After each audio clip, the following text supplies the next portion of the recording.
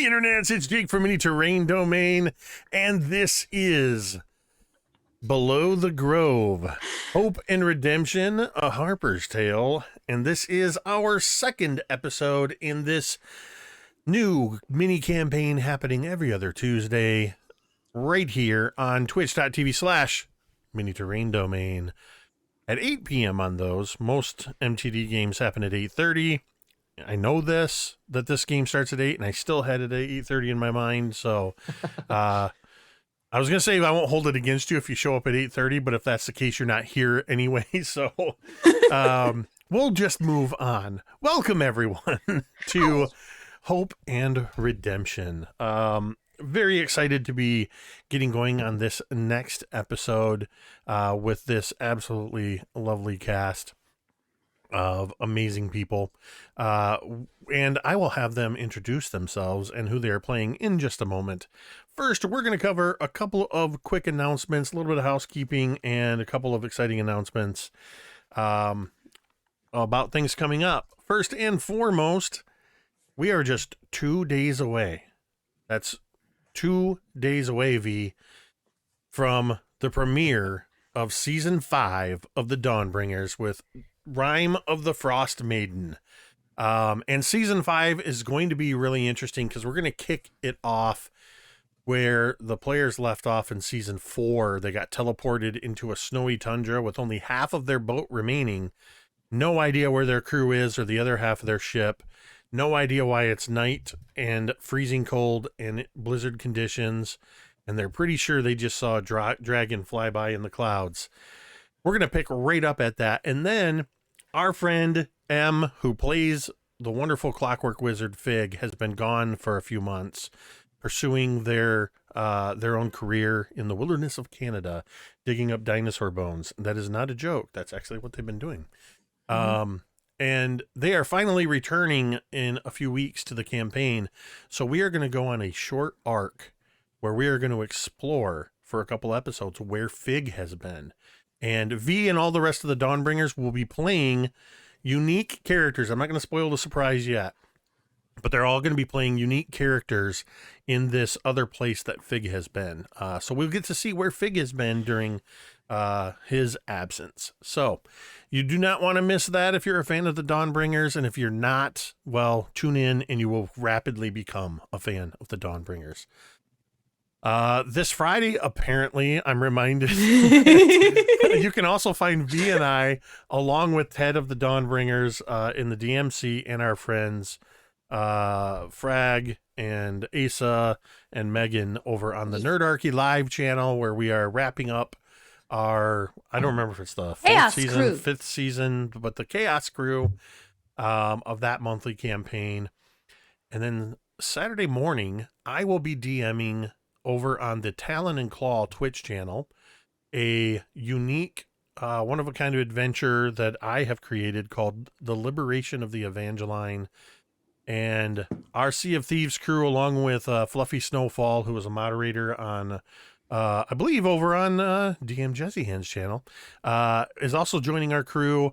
They are all pirates, and they have to steal the Evangeline from the nefarious pirate Captain Dervish. And I know V's eyebrows are cocking up because both the ship and the character feature in the Dawnbringers as well. So it's a lot of weird stuff going on with my worlds here.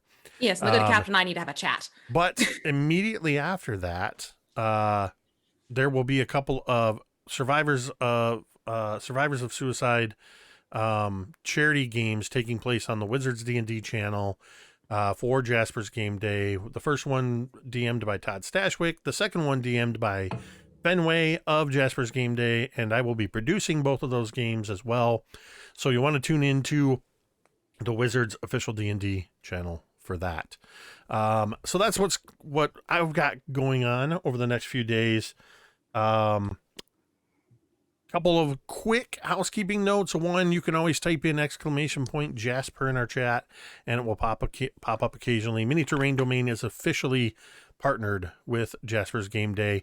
They're an incredible organization dedicated to the raising awareness, education about, and ultimately the prevention of suicide through tabletop gaming.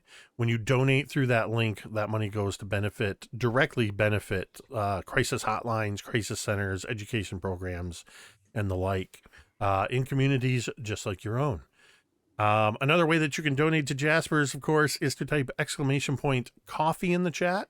That will bring up a link to Initiative Coffee Company's Help Action, where we have a custom blend of mini terrain domain coffee called Metade Roast. It's a wonderful Brazilian and Peruvian medium roast that for every 12-ounce bag you purchase, $3 of that goes to benefit Jasper's Game Day.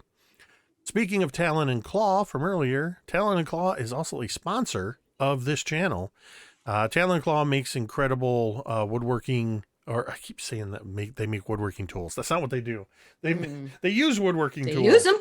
They use them to make incredible things like DM screens, these awesome dice vaults, rolling trays, and so much more. If you type in !MTD Claw in the chat, that'll bring up a link to their Etsy shop, and then you can use that same MTD Claw minus the exclamation point at checkout and get 10% off your order and help support the channel in that way. So be sure to check that out as well. Huge shout out to D&D Beyond for granting us insider access. You can mouse over the window on Twitch here and you can see what all of these characters, these wonderful people are playing.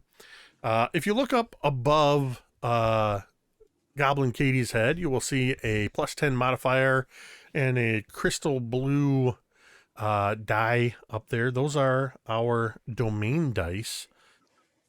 For every $5 tip, every 500-bit cheer, every subscription, resubscription, and even raids will earn domain dice for the players.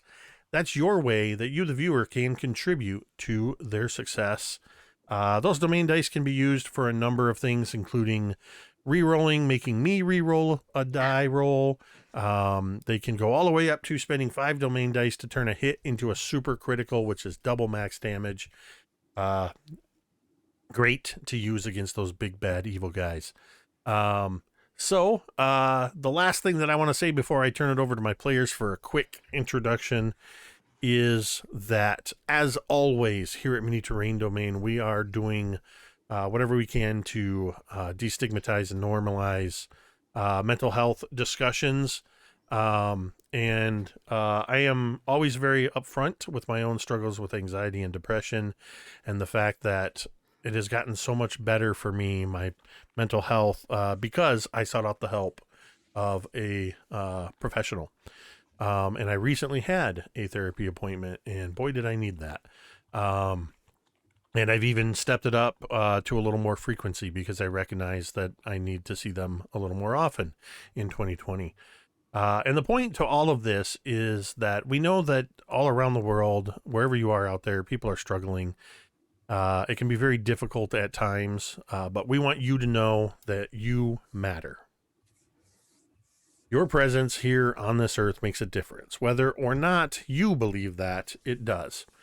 And so one of the things we have done is we've made it so that you can come here to Mini Terrain Domain any time of day or night, whether we're streaming or not. You can type in !help, and a series of phone numbers and a website link will pop up for the National Suicide Lifeline here in the United States. In Canada, you can call the Crisis Text Line, or rather connect with them, or you can call the Canada Suicide Prevention Services.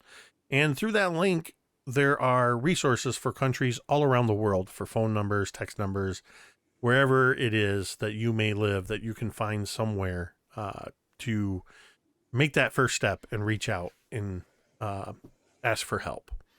So please do that if you are somebody who is in need.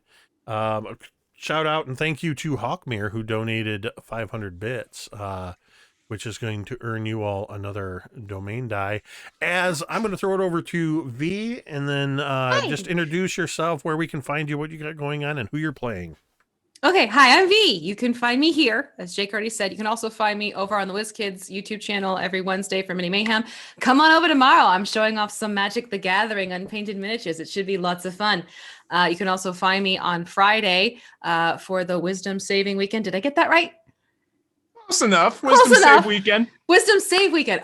Okay. So Wisdom Save Weekend. I'm going to be painting a Grick. So it should be a fun little paint along. And it is on, which channel is it on? I am totally Total blanking. Party Chill. Thank you. Total Party Chill. So please come over and check it out. 3 p.m. Eastern time, noon Pacific. I think that's pretty much it because Jake took everything else away from me. I'm kidding. I'm kidding. And who are you playing? Oh, that's right. I'm playing Baby. Well, and I did put your information on the overlay this time, if you guys noticed. I forgot last time we played, they were just playing in blank windows. I'm playing Bianca Beltane. She's a very interesting character. Let's just put it that way. All right. Well, we'll go counterclockwise around the overlay here and throw it over to Dr. B. Hi, everybody. I am Rafael Bocamatzo, more affectionately known as Dr. B. I'm a doctor of clinical psychology, and I am the clinical director over at takethis.org. As V mentioned, we are actually running an entire charity fundraising weekend this weekend, our Wisdom Save weekend, which is going to be streaming for 12 hours over at Total Party Chill on Friday, and several people here are involved. And I play Timothy Augustus. All right. Next up, following around the counterclockwise order, we've got Eugenio. Hey everybody, I'm Eugenio. You might know me as DM Jazzy Hands on the interwebs. I am very excited to be here. You can find me on my Twitch channel, twitch.tv/DM Jazzy Hands on Tuesday and Thursday afternoons, or late mornings, I guess, if you're on the west coast of the US, and Friday evenings, playing some video games. Otherwise, I'm here every other Tuesday. Monday nights, I'm over on Roll20, Roll20's Twitch channel playing Season 2 of Burn Bright, a very fun science fantasy game created for Roll20 by Roll20 and James Chicasso. Where else am I? On Sunday nights, I'm over on Cypher of Tears channel as the storyteller for Into the Motherlands, yet another sci-fi, but very different sci-fi. Oh, thanks. So we're over there on Sunday evenings. I knew I did that, to be very clear. I was just trying to think if there was anything else in the interim during the week. But no, things haven't started up yet. So that's where you can find me. And tonight I'm playing Rodney Copperfield. He's a gnome. Well, it says sorcerer, doesn't it? But he's got a spell book and a familiar, so he's definitely a wizard. Yeah, definitely. Absolutely. Completely. Bless. All right. And last but certainly not least is our friend GoblinKatie. Hello, I am GoblinKatie, aka Katie Downey. You can find me on all the socials at GoblinKatie, and you can also find me. Okay, let me see if I can do this speedily. Every Sunday at 7 p.m. Eastern Standard Time on twitch.tv/rockpunchatl or twitch.tv/DND, taking part in the D4 stream. Every other Tuesday here. Every Saturday at 3 p.m. Eastern Standard Time, you can find me at twitch.tv/threadraiders, where I am on the Icewind Dale Rime of the Frost Maiden stream. And you can catch me on Stellar Arcanum podcast every other Monday. We're getting ready to start recording again, so woohoo. It's a good time to get caught up and get your teeth into the series. And that's me. Oh, and I'll be on the Take This weekend. It's going around. It's a thing. It's a good thing. No, wait, let's not Martha Stewart that one. It's an excellent thing. It's a lovely thing. Yes. It is an honor. It's a good thing. Okay. Yes. Good thing. Okay. And so that brings us. Oh, and I'll be playing Theodora Cain. Oh, yeah. Just trying to sneak it in. I was going but, to say, and so that brings us to this game. Eugenio and I remembered. Mrs. Theodora Cain, the changeling warlock. See, because Katie and I shared the brain cell. I think we traded at the wrong time. She forgot to give it to me when she was done with it. I kept it. Gracious. All right. So, by way of a rather quick recap, this lovely band of would-be adventurers were returning to the town of Grove that happens to be the hometown of one Timothy Augustus, who was eager to bring his friends home to share in the Harvest Festival, though upon arriving through some magical interplanar travel just outside of Grove, they were increasingly surprised to find the small woodland town of Grove to be virtually uninhabited. Some strange behavior from some of the local animal life, and they made their way through the town, checking off at various areas, growing increasingly worried as they were unable to find anybody familiar, eventually making their way to a local farm where they found two sisters, Rose and Grace Crane, who turns out were caring for all of the townsfolk who had fallen into a mysterious illness and a mysterious sleep over the last couple of weeks. In trying to determine what was the cause of this, they realized that these young women had a small chipped blue porcelain teacup that they were pouring large amounts of water out of.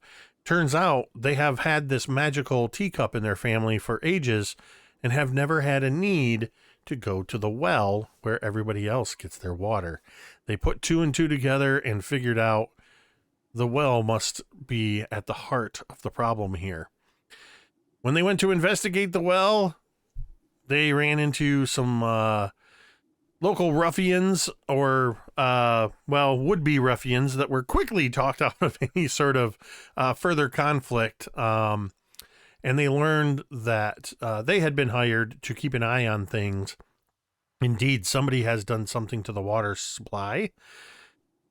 And they all realized we're going to have to go down in the well and determine what is the cause of this. And that is exactly where we are going to pick up as our camera suddenly shifts to a small underground pond in a small cavern that is no more than 50 or 60 feet across. We can hear the subtle babbling of a small underground brook that runs towards this pond.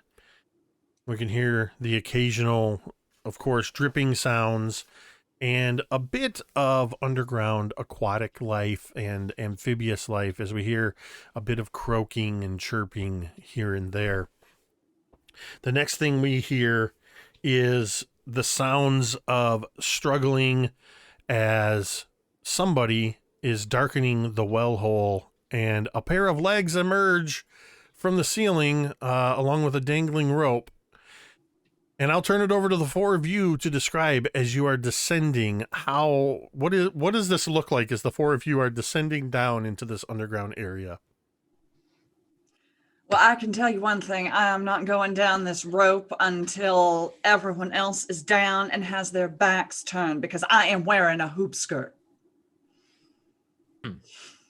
Your modesty's appreciated, dear. Maybe leave the hoop skirt behind. Oh, but it's all about fashion, darling.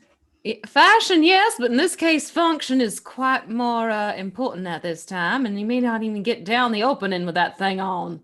Oh, you sound like Lexi right now. Only I'm prettier. I climb into the well and probably don't hold on to the best because I'm wearing armor and I got my shield and all that. But I hopefully catch myself before I do too much damage as I fall. Rodney heads over and sees that Timothy's managed to get down without too much trouble. So I'll start. Probably have about as much luck as he did, but I'll climb down after him. That accent meandered like no other. That It time. just All right. traveled a little bit, but it's on like that's on brand for Rodney. It was out. Well, that's true too. That's very much Rodney. I'll go down next, and that way you can keep your darling modesty safe there, Theodora. Thank you, my darling baby. Just be careful. And Phoebe will sort of swing her legs over and she'll just sort of hop onto the rope and scoot on down, no problem, because She's not wearing a hoop skirt. she's got a nice practical jersey knee-length dress on. Is it wrong that I kind of picture BB a little like Morticia Adams?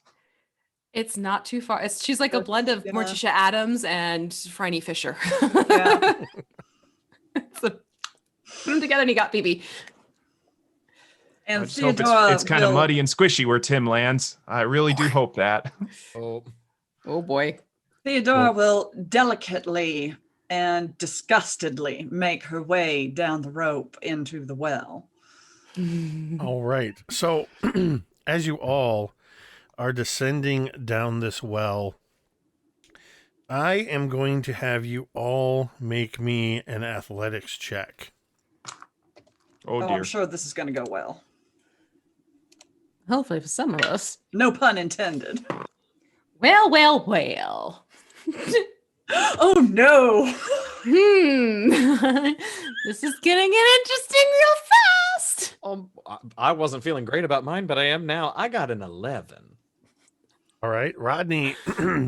Rodney's able to make it down very easily and at the bottom of the rope sort of swing over and get into the muddy bank of this pond. How about Timothy?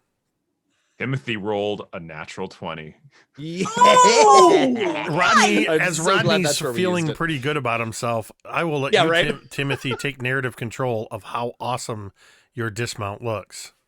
In an uncharacteristic display of coordination and athleticism, Timothy somehow manages to hook his shield onto his armor and create a sort of haphazard belay system accidentally and repel downward through the well, landing gracefully. More gracefully than Timothy will ever do. Ever again. I 100% see that as an accidental. The rope's caught on the part of the shield, and when you hook it on your armor, it just creates that natural pulley system in there. You couldn't have done it that way if you tried to do it that way. But as he's descending, you hear, oh dear, oh my goodness. Well, this is bouncy. All right. Bouncy. How does BB do? 2?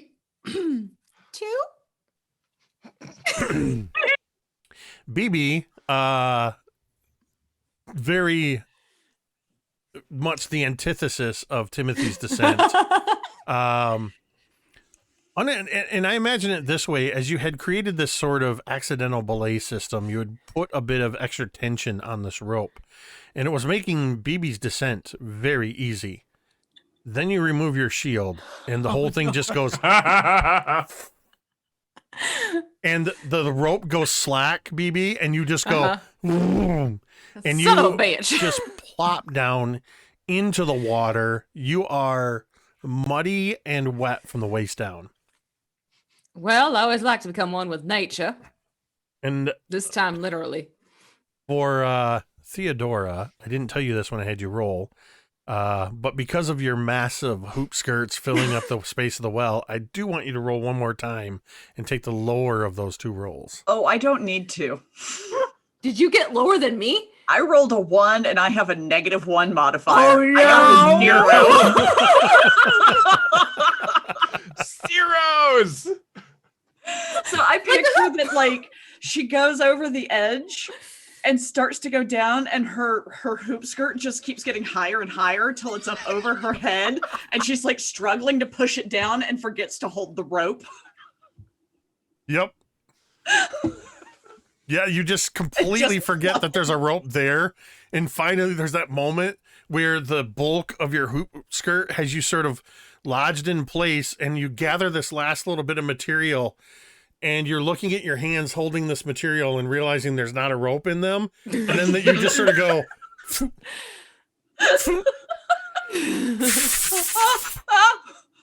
and you just hear Theodora crying out as suddenly just it just flares out like a flower suddenly in bloom as you clear the opening as this all goes. And then just the biggest splash as Theodora lands right in the middle of the pond. Hoop skirts just all floating around. You're looking like some sort of water lily. Not the first. Water is my natural enemy. That's it. Were you looking for tear, dear? No, I'm damp enough. Thank you. Oh, of course. Oh.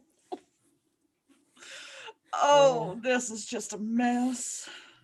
Rodney, while everybody else was, since you were the first down, and Timothy, I'll have you do this as well. Go ahead and make a perception check for me as the other two are unceremoniously entering this area. Beginning to question what Rodney is good at, because he has yet to roll something with the, with what's the word? Oh my God, there's so many P words. Proficiency. There it is. Perception. Oh well, you know what? It's consistent. It's another. Oh, this one's a 12 because I have a +1 this time. Ooh. Yeah. What about Timothy? Given I rolled a natural 1, I was trying to catch the two of them. And I decidedly was not. I love this group. Oh God. So much winning. So I much may have winning. landed with grace, but I'm not trying to catch anyone with grace. So while this is all going on, Rodney, you notice that in the muck around this area, and as the water is sort of splashed in this momentary disturbance of the water as Theodora comes down, you also notice deeper in the water several glints of gold and silver and copper as there appear to be a scattering of coins all over the place under here. Uh-huh. Timothy, Yes. did you all happen to use this place as a wishing well? Well, I mean, sure. I mean, that's what wells are for, right? I mean, you got to throw coins down the wells, and that's how wishes come true, right? I mean, and unless lead you're a poisoning. high-level wizard. When you toss them farthings down the well, and the wishes come true, what happens to the coins? You know how there are questions sometimes that people ask you that you realize you should have thought about a long time ago, but no, you haven't? Ah, yeah. Oh, absolutely. This is one of those times. Uh-huh. Uh-huh. So would you rather I just kept the answer from you? Well, I mean, I'm going to guess there's some coins still down here and we can't take those because those are people's wishes. Well, that was really my question is, are the coins still relevant to the wishes? Well, there's an interesting philosophical question, isn't it? If the wish becomes fulfilled, is Economical there one, still but- potential wish within the coin? My daddy used to tell me that once the wish is granted, the fairies come along and take the coin. So Huh. any wishes that have been granted, the coin is no longer here. Huh. But how would we know which wishes go with which coins? Oh, we don't, but the fairies do when they grant the wishes. Whatever's left is still left unfulfilled. Exactly. And we should definitely leave the wishes alone because those are unfulfilled wishes. Rodney stands up, definitely was not starting to reach down to pick them up. Phoebe leans over. Honey, I can make sure you get probably whatever is in there right now when we get back to the... It's more of a sort of a keepsake of our adventures together, but it's all right. We'll find other things. As I didn't know Rodney, you were so sentimental. as you reach down, Rodney, and you're about to pluck one of these coins, imagine the camera just sort of does a rack focus as you see on the shore about 10 feet away from you what looks for a moment like a wet moss-covered rock. But suddenly, a couple eyelids Oh no. blink, and there is some sort of a toad, and you just hear this Oh, sounds like home. Well, can we bring him with us? Could he be our keepsake? I mean, I'm all for new pets. You know how I am when it comes to little critters.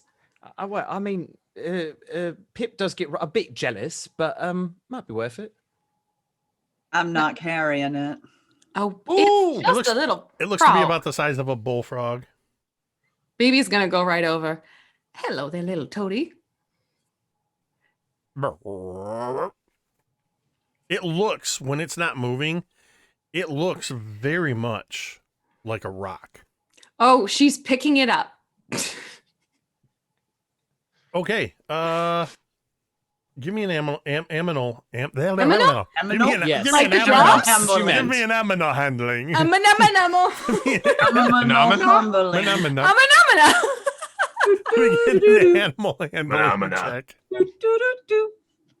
We're nuts. That's going to be a 22 from the druid. You pick this toad up and you just get a, and then from the rest of you, you all hear this sort of almost sounds like a whip sound. And where are my dice? Let's see. That's going to be to each of you. Okay. So, Rodney, it's a Yes. 13 hit. Probably I'm a wizard. Yes, squishy. Yes, it does. And Timothy, I'm sure that a 21 is or 22 is going to hit you. Maybe. And how about a 13 for Theodora? Yes. So what you see and hear is this sort of whipping sound and this sort of as from various places along the edge of the bank, these long pink ropes have shot out at you and struck you. You each are going to take 4 points of bludgeoning damage as it hits you. And then you, just about the time you notice that there's one of these rock toads attached to the end of it, the rock toad uses its own tongue like a bungee to hurl itself at you. Comes flying right at you. With its, Absolutely not. so that's going to be a 18 to hit Rodney. Ooh, a 21 to hit Timothy, and a critical hit on Theodora. It's just not your day, Which is just about the darling. time you're getting your skirts arranged. Now, I have a question though. Yes. Would I have had time to cast magic armor on myself? I mean, it's not going to affect the crit. But... You knew that you were coming down here, so I will allow that if you wanted to have cast Mage Army armor, not Mage Army, not Mage Yes! I Army. love Mage this Army! game. I don't know what it is. I don't know what it is. But Excuse me, I have someone Definitely not a really first quick level about spell, this. though. It's words. I think I need. Words I are think I hard. need An to make, idea. need to make a note for Yep. Yep. for the homebrew. Mage, Yep. cast Mage Not Army. that I- It all comes from a wizard who tried to cast something while eating, and it was just mispronounced, and everything went horribly awry. It's like bed knobs and broomsticks. So you each that got hit are going to take an additional 4 points of bludgeoning damage, except for Theodora, who will take 8 points of bludgeoning damage as these bullfrog-sized, frogs that look like rocks come hurtling. I was going to say bullfrog-sized bullfrogs. What am I talking about? So good. These I'm here for it. these are stand in for it. fact, and I think BB would probably know this. These are juvenile rock toads, and this is how they attack. So I'm not going to have you roll for initiative. I want to see what you do now that they have hit you, and have they've struck you and they're sort of stuck to you. And BB is holding one that looks rather calm and comfortable. Oh. How do you react, BB, to your friends getting struck by these rock toads? I think holding the one she has in hand and kind of like stroking it like between its eyes. So it's almost like going like cross-eyed because it's so relaxed. She'll look to the other ones. Now, this is no way to say hello. We're not here to hurt you, obviously. And she holds up their little friend and she shows that she's playing nicely with him. How about y'all let them go and maybe we can work out some sort of deal together. What do you think, darlings? You rolled over a 20. I think it was like a 22. I got on a your- 22. Yeah. So as you hold this toad out, you're just holding it out towards the other toads. I'm like, holding it like this and just, And hoping it's like, as you do it just sort of goes.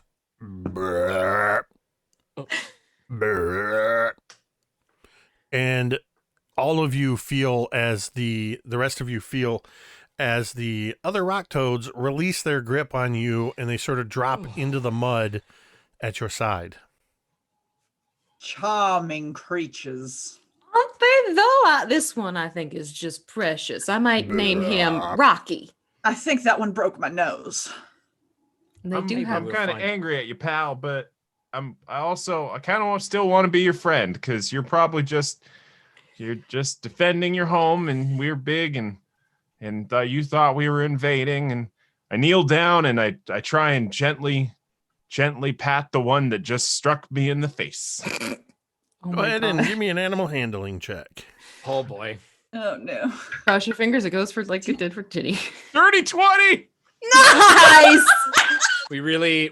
I'm the only one who rolls in the middle in this group. No, otherwise 20s and zeros apparently. Yeah. Surprisingly, Timothy, this toad that just struck you a moment ago seems very content and just sort of gives out an elongated. I pick him up and try and just pat him gently. He seems pretty comfortable in your grasp Say now. soothing things to him. This is my little buddy, the rock toad. And I'm just like, okay. And I put him on my shoulder.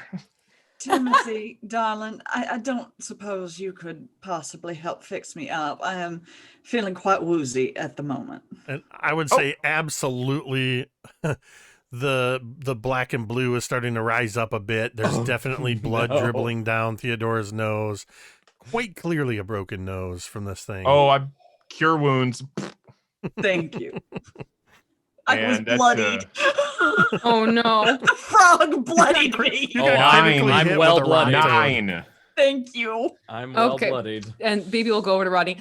Sorry about that, darling. I forgot that they can be a little temperamental. And she'll pat you on the shoulder and she'll do cure wounds for Rodney. Oh, and I forgot. I point a finger and it's like, cure wounds on me. You got smacked too. So, Okay, so not bad. That is an 11 for Rodney. Gods above, yes. That would almost heal me to full if I was at 0. Darling, it's BB. So, as you're taking care of your healing, and a couple of you have new little rock toad buddies, you notice that this little babbling creek seems to run from the north down into this pond, which is surprisingly still for having this water run into it. You get the feeling that it's much deeper than it actually appears, and the fact that it's being fed from elsewhere definitely shows you how this is being used as the town's water supply. The cavern itself is nearly 20 feet wide and continues to the north. It is not super bright down here. At best, it's dim light. Oh, if it's dim, baby will pull up produce flame and just let the flame hover in her hand. Other hand, not the same hand as the toad. Frog Absolutely the kind of legs. thing Rodney would forget. I think she That also explains a knows that's lot the about kind of him. thing I would take advantage of. So the light's getting dim. Mm. Well, Timothy see a glimmer. Timothy just says, hold on, everybody. I got this. Takes out his shield and just kind of looks at it and goes click and light. Oh my god. Nice.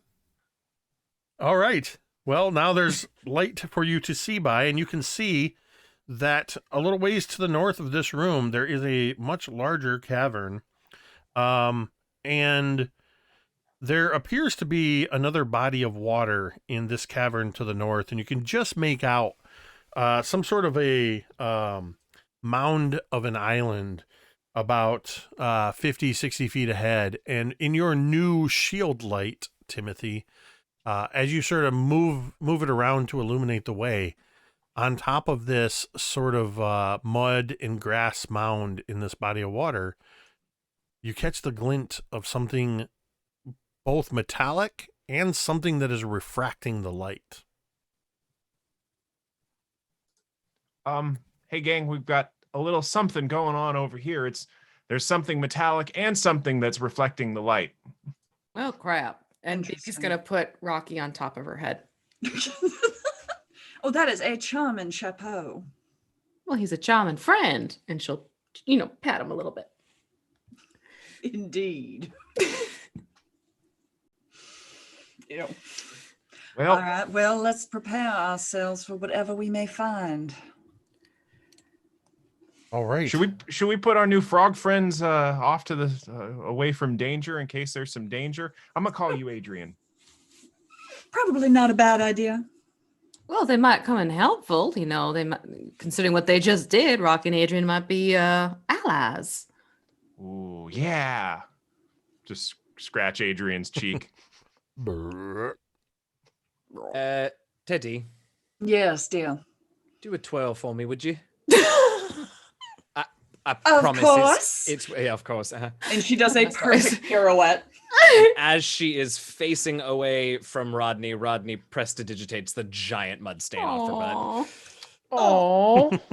That he's like been super uncomfortable the whole time because he's like, I don't want her to think I'm being inappropriate, but if nobody tells her about that, she's going to be very angry later. Rodney knows Theodora so well. All right. So you begin, or rather, yes, you're moving your way into this next area, which is a rather spacious cavern with nearly 40-foot high ceilings. The cavern itself is 60 feet across. You see that this body of water is being fed from this stream that flows into it, continuing to flow from the north. This lonely little island, barely more than a mound of grass and mud, is itself about, at its widest, 15 feet and about 20 feet long. And it is atop of this that you see it glowing a bit more as your light grows brighter. There's something stuck in the grass up at the top of this mound that is, you can now see that there is a sort of bluish light to the refraction, and then there's still that sort of like glint of light on metal coming from where the grass itself is. It's hard to get a good look at it because the grass is so thick up there. Well, anybody have any ideas what this thingy jiggy is? Trouble. Agreed. I think it might be a magic sword. What, like Excalibur? I don't know what that is, but probably, yeah. Oh, there's a book I need to give you. It's a magic sword. Mm. Very powerful magic sword. Mm.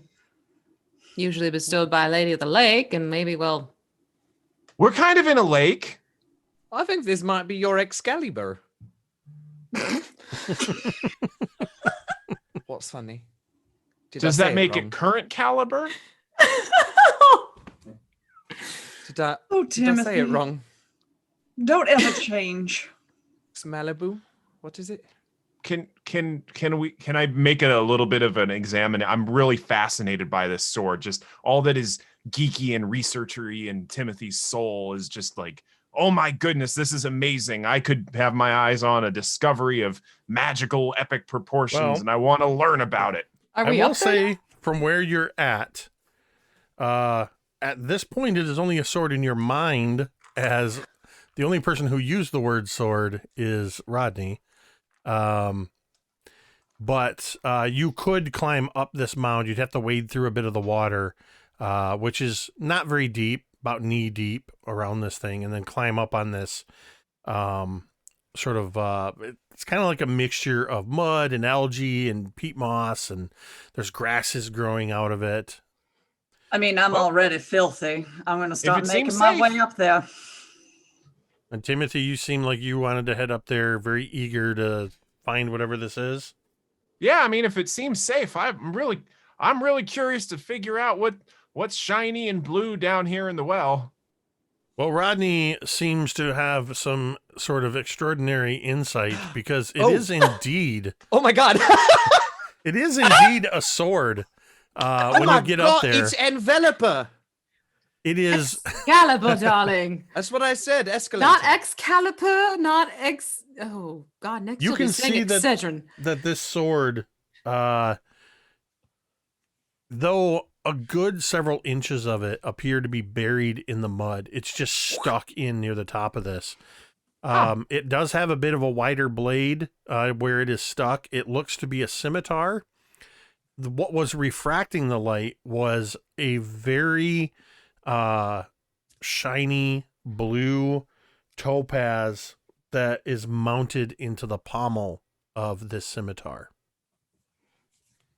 Oh, well, poke it a little bit first before, just to make sure I examine it properly and it's nice and safe.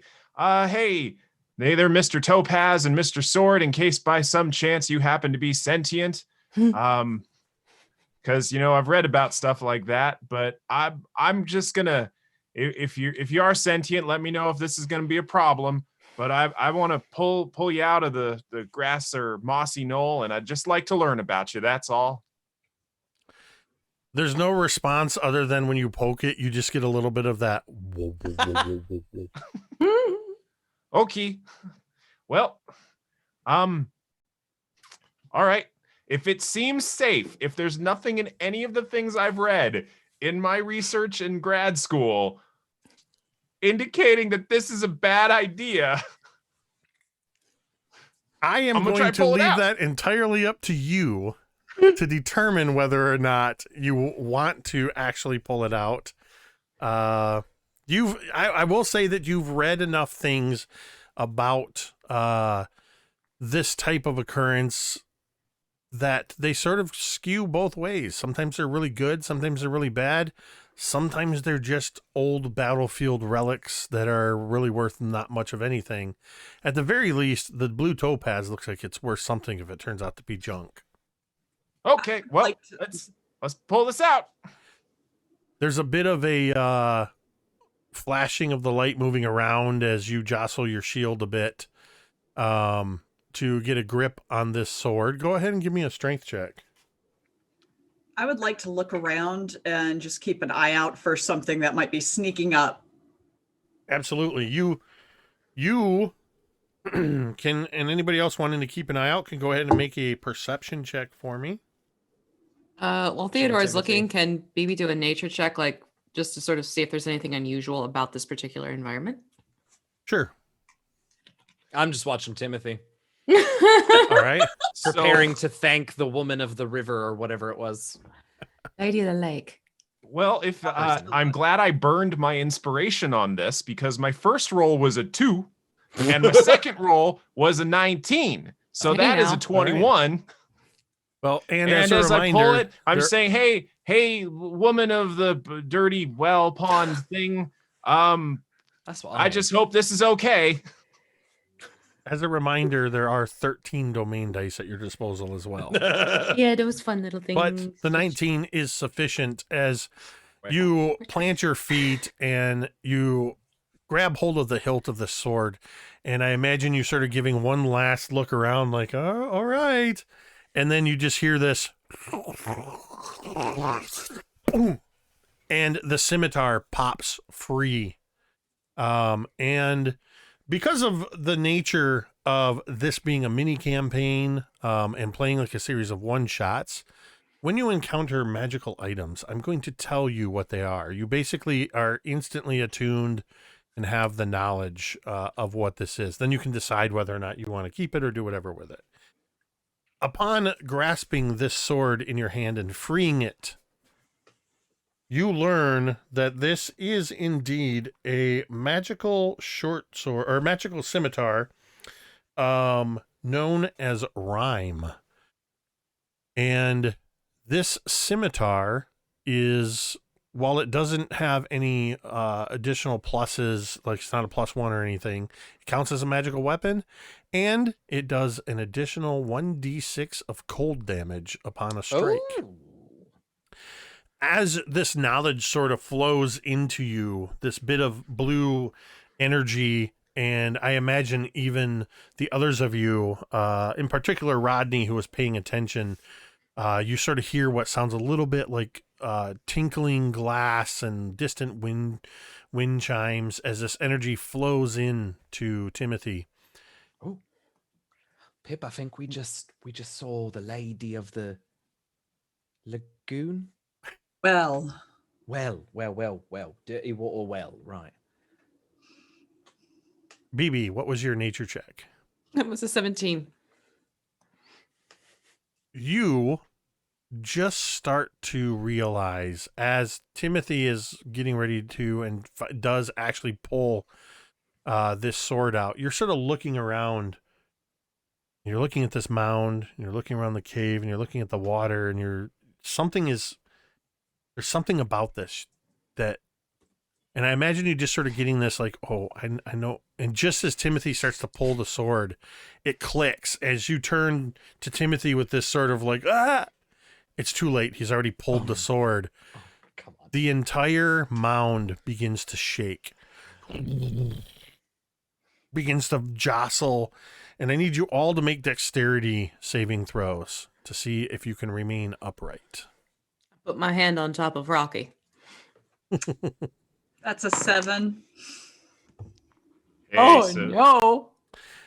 Theodora lives in the water. Theodora, once Evidently. again, muddy petticoats and hoop skirts as you slip onto your rear end and slide down this thing. How about Rodney? I have rolled only 11s, but this time it was at a +2, so I'm going up. This was a No. 13. You manage to, though you do slide off, you stay on your feet. You sort of briefly do this sort of mud skiing trick. Timothy, how'd you do? Well, you remember that joke about how I only roll really high or really low? God. Guess which one it was this time. Come on down with All me, right. dear. And Puddle time. BB, Whatever happens, I'm just trying to hold the scimitar up. BB, how did you do? 12.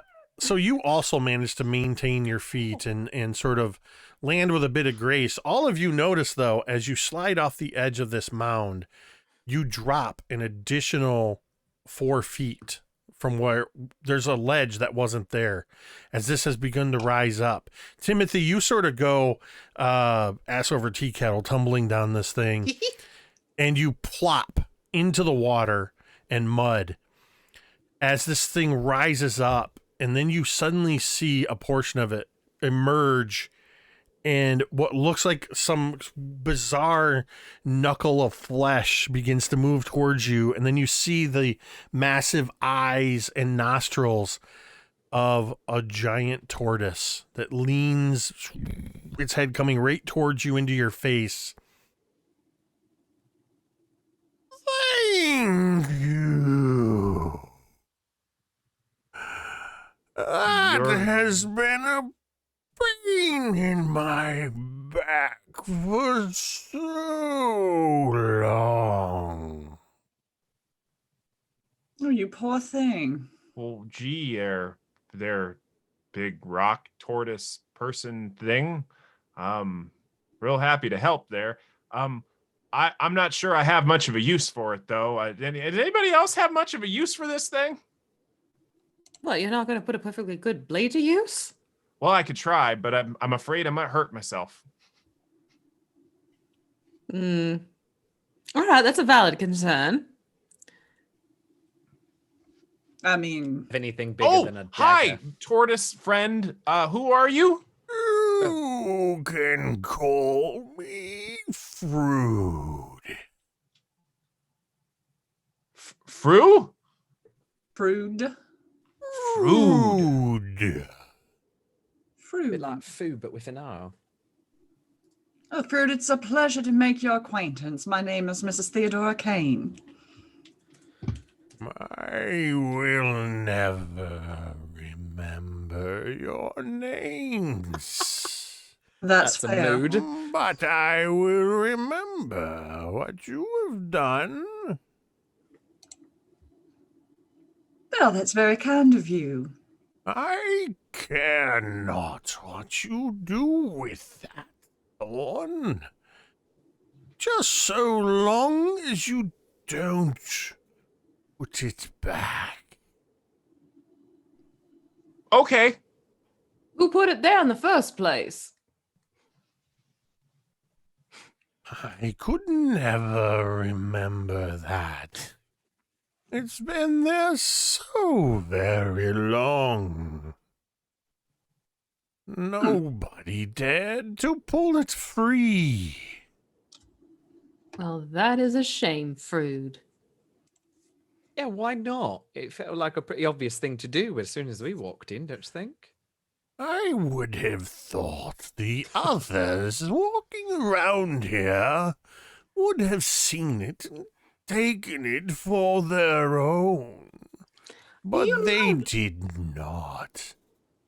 Do you know where these others went? I could never remember that. I feel like if he couldn't remember who stabbed him in the back with a scimitar, he wasn't going to remember that. But they went upstream somewhere.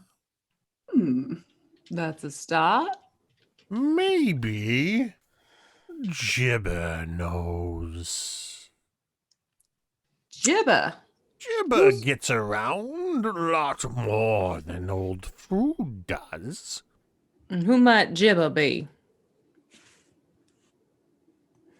The small, green, incessantly talking Gibber.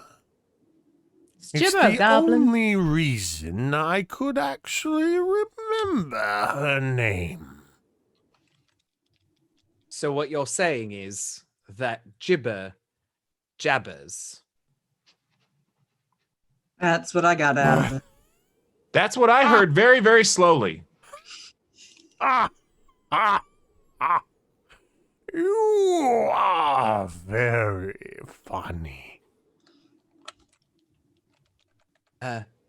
Teddy, Yes. did I say something funny? You did. Jibber jabber. Is that not a phrase where you're from, dear? No, I take it it's not.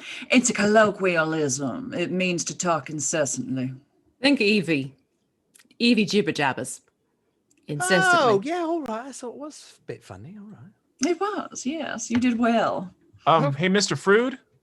You know, I'm being presumptuous by calling you Mister, aren't I? Mister will suffice. Okay. Well, Mr. Frood,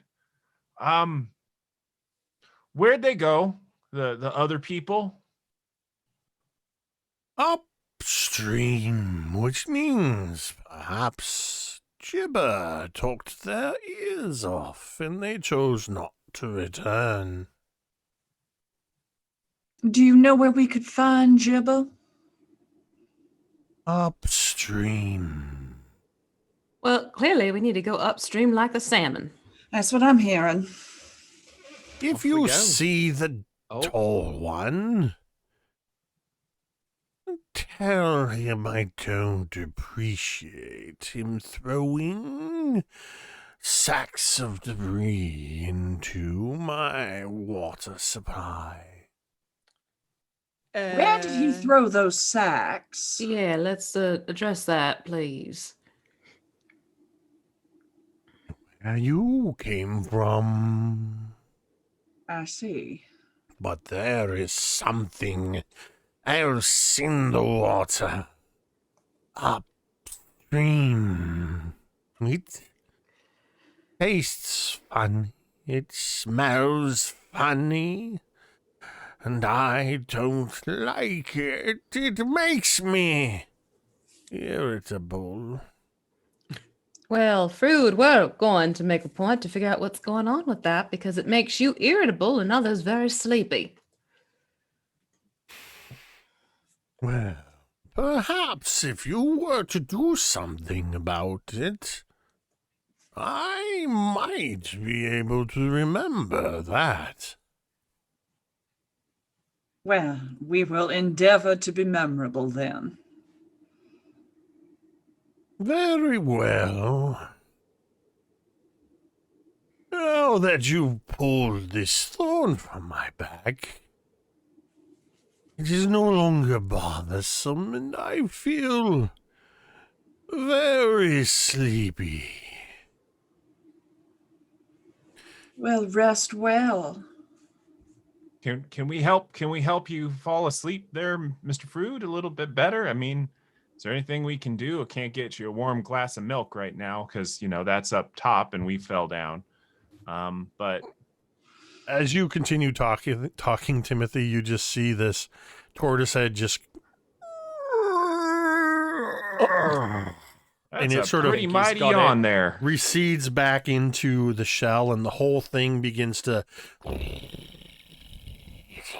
A bit of water and mud sloshes up as Frood, the giant tortoise, sort of settles into the muck. Well done, Timothy. Thank you. Shall we head upstream then? And Probably. find out what exactly is being put in this water? I think that's our best plan. I wonder if any of the debris ended up here in this area, this large cavernous area, and then I wonder if there's anything useful in the debris. Well, at least Jack?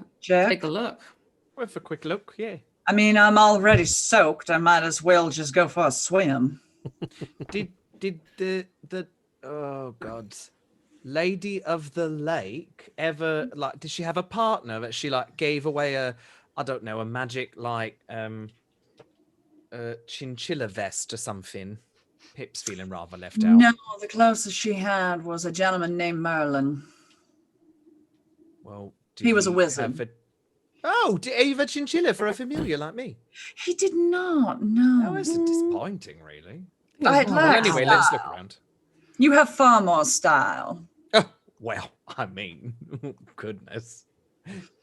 And that Theodora will, I guess, trudge would be the right word, through the water and start looking around for sacks that may have been thrown down here. Yeah. Aren't those hoops flotation devices? That A might little be bit. the problem. Air under them first. You can, anybody that wants to, can go ahead and investigate this area. You will do so at disadvantage. Unfortunately, Frood has churned up the mud quite a bit in this area.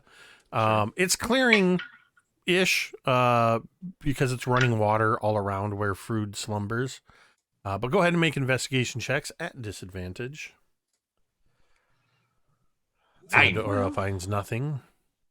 Not terrible. I cannot roll above Plus 0. 5. A 12. As perception? Yes, or investigation. Oh, is okay. Investigation. Oh, in perception it would be a 13. Hey, that's not Okay. bad. 10. Oh, if we're doing perception, then 10. Everybody is sort of pushing around in the muck. Increasingly, Theodora is looking like your hoop skirts are designed to be camouflage material, blending in with everything, with all the moss and mud and everything that's now fully decorating you, though the rest of you are nearly equally muddied. Rodney, you, after a little bit, you do find sort of sticking to the where Frood's shell sort of almost connects with the water. You find the a fragment of a burlap sack. Oh. Just a fragment of it, so it's not got anything in it. No, it's not an entire sack. Yeah. It's just a fragment of one. If nothing Well- else, it seems to lend credence to Frood's musings. Sure. I'll show my friends and say, well, I think after that little wake up from his nap, I don't think we're going to find much, but I think he was telling the truth, bad memory and all. Well, I mean, at least that's something to work with. Eh, Keep an eye out for any burlap sacks lying around. We'll just pick one up. It's better than nothing. Mhm. well, I feel confident in our choice to go upstream at this point anyway. Rodney, would you be a dear? Can you... Goodness, yeah, of course. Here, hold Pip for a minute while I do it. Oh, yes. Hello. And of course, Pip, being Rodney's spellcasting focus, just sort of glows and vibrates and clicks and whirs the whole time that Rodney is cleaning, prestidigitating Theodora. Oh, I love what you You did heard with my me. hair. Thank you, dear. I thought we might try something new. Besides, if you didn't like it, I figured it would get ruined pretty quickly anyway. So At the rate I'm going, absolutely. All the while this is going on, Timothy grabs his shield and attempts to stick one leg up on the shell of Frood, looking heroic, not doing it well, and casts light again, saying, "Let us go upstream." Yeah, the attempted heroics is cut a little bit awkward by the fact that if you have ever tried to put your foot up on something that's just a little bit higher than you thought, I mean, it's kind of like trying to heroically do a Captain Morgan pose, but on the table instead of the chair. Because of the angle of this thing, it's just your one leg is a bit awkwardly. By the time you find purchase, you're almost doing the splits. It's a sight. I love Ted. I love Teddy. This is I just love too. Tim. This is just. He's so precious. So you I will happily follow Timothy's lead. you see where the water continues through the cavern, narrows a bit. The water is coming continuously from the north, and you do hear somewhere to the north in the darkness, you can hear the sound of rushing water as perhaps by a waterfall. The cavern does open up also to the east, to your right. Some way in the distance, you can see it branches both north and south. To the north, you can see a mysterious glowing green light. To the south, you can't really tell where it goes, but it is from this cavern that you suddenly hear. Oh,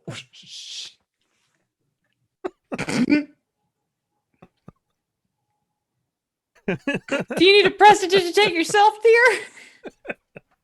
it's fine. Rodney just needs a minute to come back from the rope. And where you he had hear started a climbing very- back up the well, which you I hear a realize very is several hundred human- feet away. Cry of distress, followed by some chittering sounds, what sounds like several small animals, and what sounds like a larger sort of a get Sounds like someone off! needs Get help. off! We should go more quickly. I That's think. usually a sign of sounds like- Yeah, distress. let's go. Come on. Yep. So you take off into the direction of the sound Mm-hmm. of distress. Quickly running through this cavern, you can see before you turn in the direction of the sound, which was coming from the south or is coming from the south, you do see that there is another cavern to your left, to the north, that there is some more water, some rock formations, and there is this green glow coming from there. But that will have to wait. As you suddenly round the bend, and Timothy, your shield casts light into this area where you see that this whole area is full of moldering furniture, There are dusty, musty furs and hides, some of which have gone in various states of the tanning process, discarded bones. But most notably, in the middle of all of this, this cavern sort of dead ends, and in the middle of this, what appears to be some sort of trapper or hunter's lodge, you see a human man wearing a cloak that is made of writhing furs. It looks like a variety. It looks like it's made up of like weasels, maybe, or muskrats. You can't really tell because these creatures that are hanging from this fur cloak are all snarling and chittering, because the man who is wearing this cloak is being attacked by a mastiff-sized corgi. I'm sorry. That's Suddenly, too adorable to be terrifying. as this man continues to scream, suddenly his arms wail about or flail about, and he seems to momentarily burst, and you see badgers and muskrats and weasels and stoats and minks just seem to sort of scurry around in a big mound over top of one another, and they all sort of just vanish, and reappearing just a few feet away from you is this young disheveled man who quickly is pulling off of what is now just a cloak of furs, pulling it off of him, throwing it on the ground as the corgi comes charging at it, and kind of and he looks up at you and says, "I am never putting that on again." And that is where we are going to take a break. No joy. We're going to go ahead and take about a 5 to 10 minute break here real quick to refresh beverages, bio break, whatever you got to do. Thank you, everybody who has tuned in thus far. As I said, we will be back in just a few moments to continue with the second half of episode 2, Below the Grove. We'll see you on the other side of the break.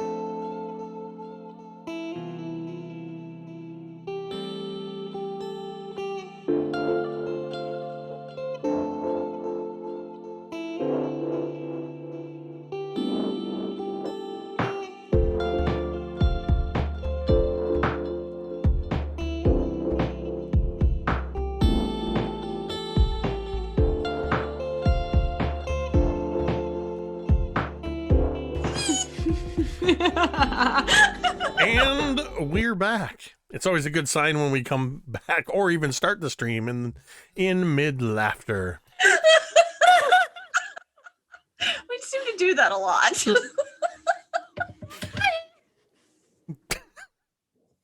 We just all crack ourselves up. When we left just a few moments ago before the break, this intrepid band of adventurers had come charging around the corner in the cavern to the sound of screams to find a young human man in a seemingly living cloak of furs being attacked by a giant mastiff-sized corgi. Giant heart butt. And as the corgi sort of bit into and grabbed hold of one of these muskrats or weasels hanging off of this cloak, there was an explosion of mustelids, as they are called. And the human man suddenly found himself teleported across the room, removing the cloak very rapidly, which the corgi now has in its teeth and is shaking viciously back and forth. And the man just looks at all of you. I am never putting that on again. I was not expecting that, I'll tell you. Well, Hey, can I pet your puppy? Well, first of all, he is not my puppy. And second of all, you will have to ask for consent from him if you are to touch him. It is very important you get consent from him. Okie dokie. I need to get to know this adorable bit of fluff. Hey there, Mr. Puppy. What should I call? Hey, new friend. What should I call your puppy? I don't know. You ask him. My name is Cal. Cad. Okay. Well, Cal. Cal. With Oh, an that's L. even. Cal. What? Hey, Cal's friend, Doggy, Big Doggy. What should we call you? The corgi just sort of and spits out the cloak, which now just sits unmoving.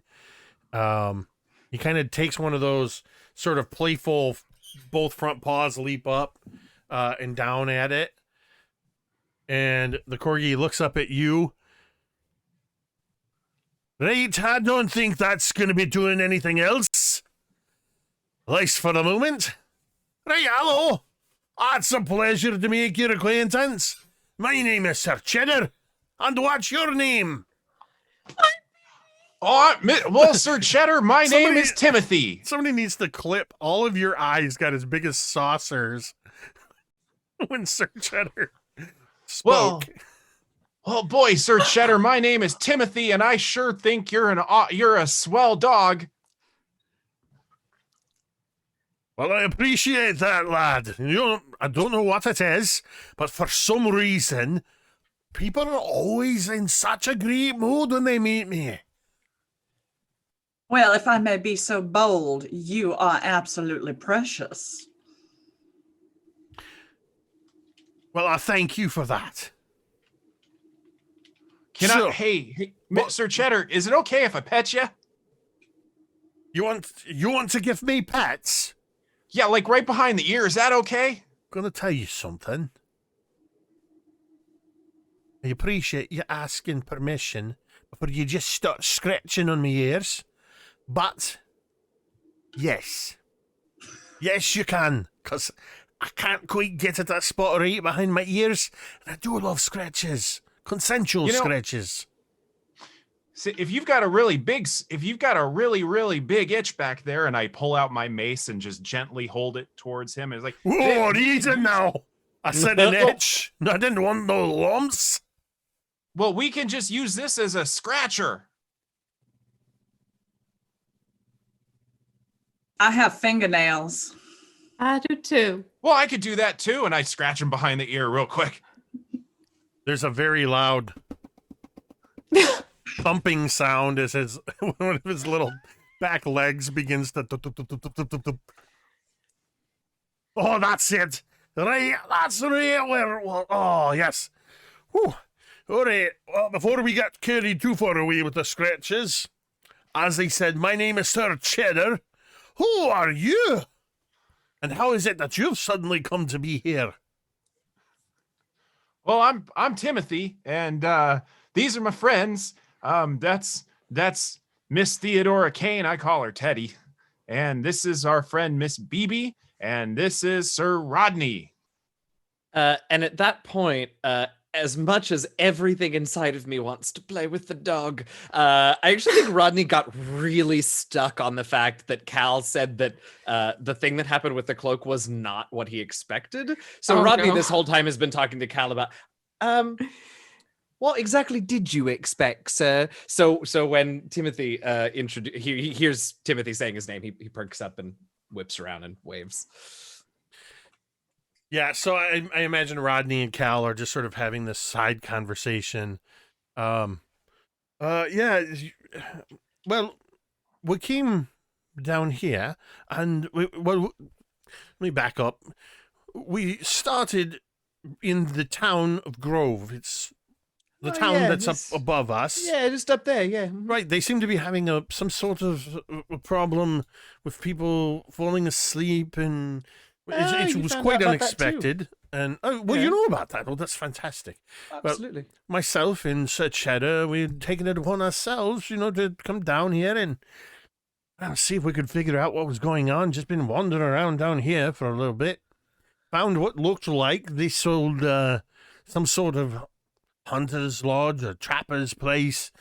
Why a trapper would want an underground place is beyond me. I don't understand it. But in looking at all of these moldering old furs and whatnot, I found this one, which looked to be in very good shape, though it's not quite complete. It looks like he could have probably put a couple more furs on there. But that's beside the point.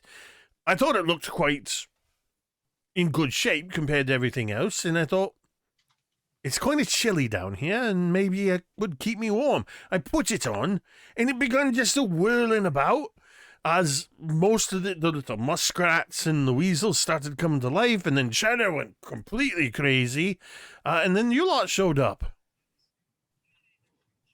Well, it's quite a story, and I really want to have a look at what's left of that coat. But so you all found out about Grove as well. That's excellent. How did you get down here?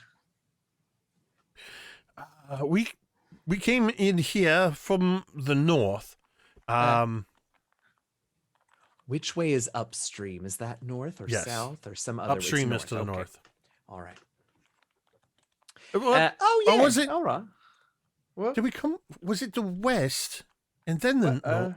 But We following a little river of sorts, like a small sort of creek. if I'm being perfectly honest, we were investigating outside the areas around Grove.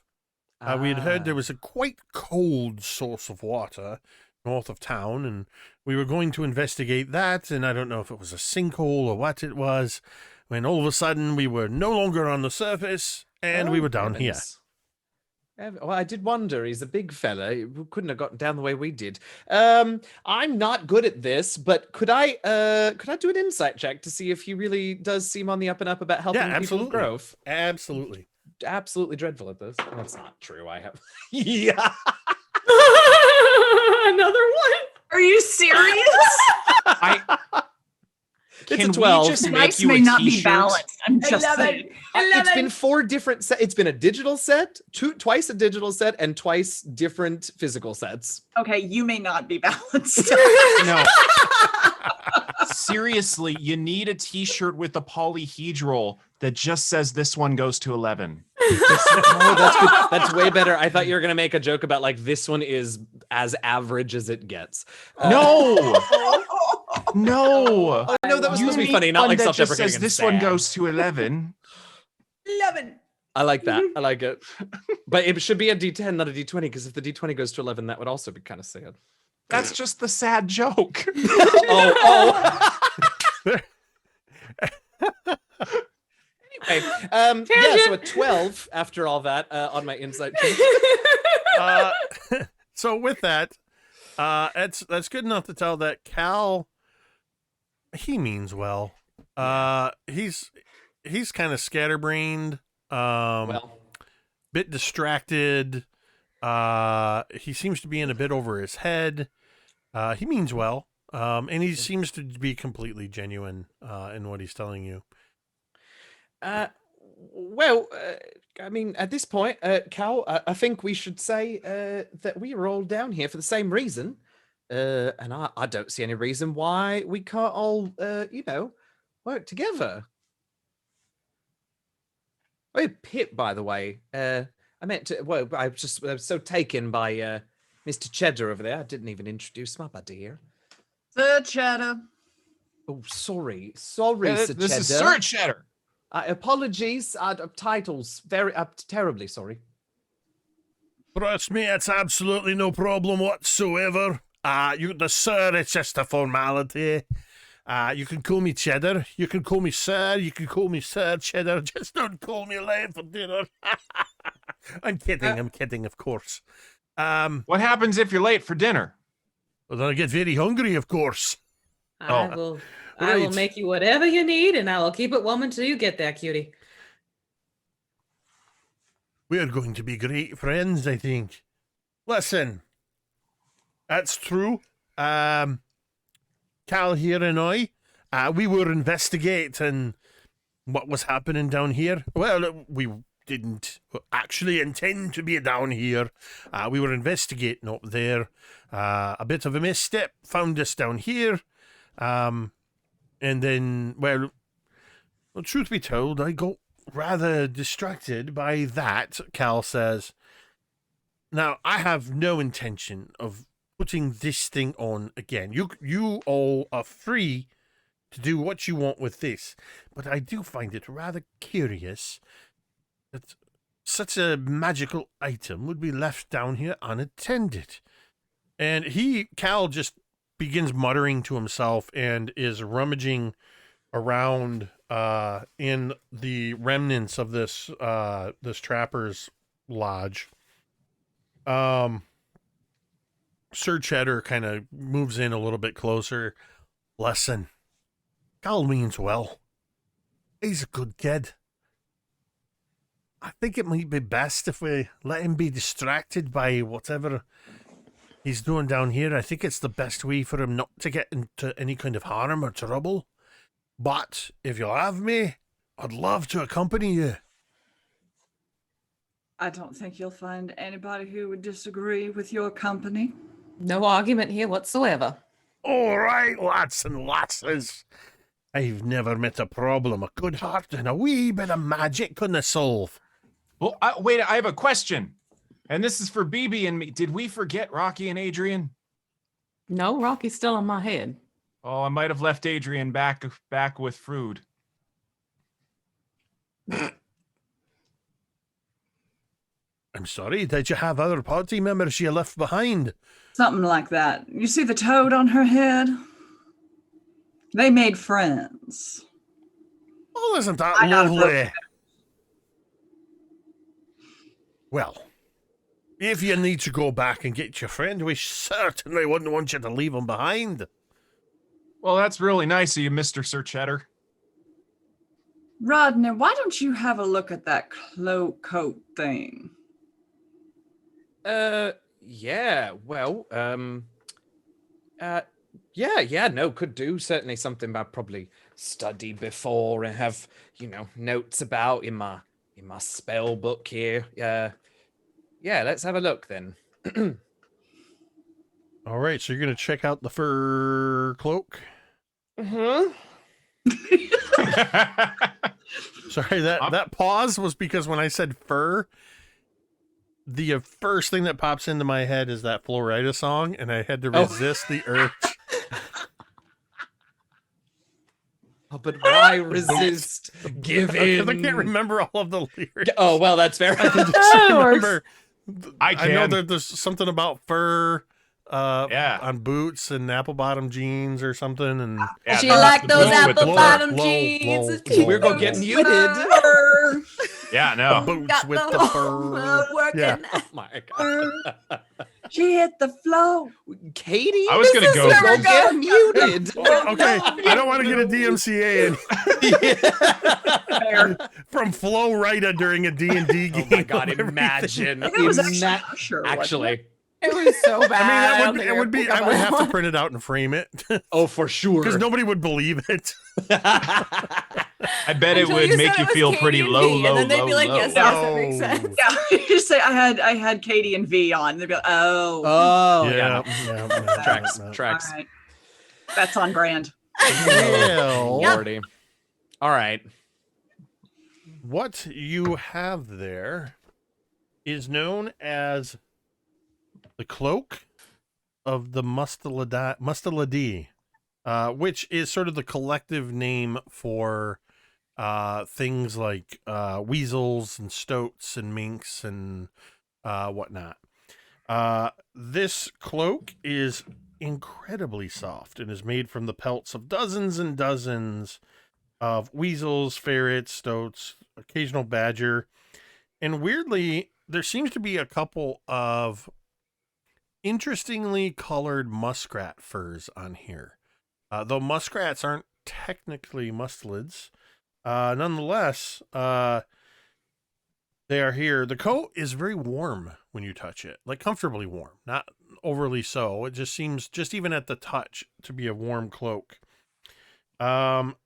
Looking at this cloak, it does indeed look as though it's not quite complete. Like there's room for a couple more furs to be added to it, to fill it out a little bit more. Nonetheless, this cloak, while you are wearing it, if a critical hit strikes you, you can use a reaction to transform into a pile of scampering mustelids and immediately move your speed and then revert back to your original form. Wait for Rodney. So Rodney. But it's not finished. It is a complete cloak, but it looks like it could be further enhanced. It's like Pip. If this were something like Assassin's Creed Valhalla, it looks like maybe there's room for to make improvements to it if you find some more furs. Got it. Got it. Wow. Well, Cal, can you tell me what exactly happened when you put this on? He kind of gives a sidelong look as he's interrupted from holding up and comparing a couple of moldering furs and seems to be shaking them as if to see if maybe they're living. And he just kind of looks over at you. Well, I'll tell you what happened. Yeah. Cheddar happened. Right. He's not wrong. I think I got just a wee bit excited when he puts it on. I could have swore one of them gave me a dirty look, and I went it was a feral instinct. I went for it, and as soon as I snapped into it, poof, he became a bunch of these weasels and stouts and whatnot, and then he was over there. Yeah. All right. Well, what do you think? Do you think if one of us were to wear it, do you think you could maybe not be offended by the dead mustelid's looks? It's a genuine. Are you holding on to it, or did you just look at it while it was still on the ground, or? I probably would have picked it up at some Okay. point, but I would have put it down during this conversation as soon as I found out that Cheddar was the one who started it. So he kind of comes up to it, and he does a little bit like that thing that dogs do where he kind of moves towards it and then quickly pulls back, moves towards it, pulls back, and then all right, I think you'll be all right. I was just caught off guard by it. It was a bit of a surprise when you're not expecting it, you know? Oh, you would be surprised at how familiar I am with being surprised by animals that aren't quite what you would expect. Well, I can absolutely assure you that if you or one of your mates were to put it on, I will not attack you. Excellent. I appreciate that. And Rodney's gonna he's gonna pick up the coat and consider it for a moment.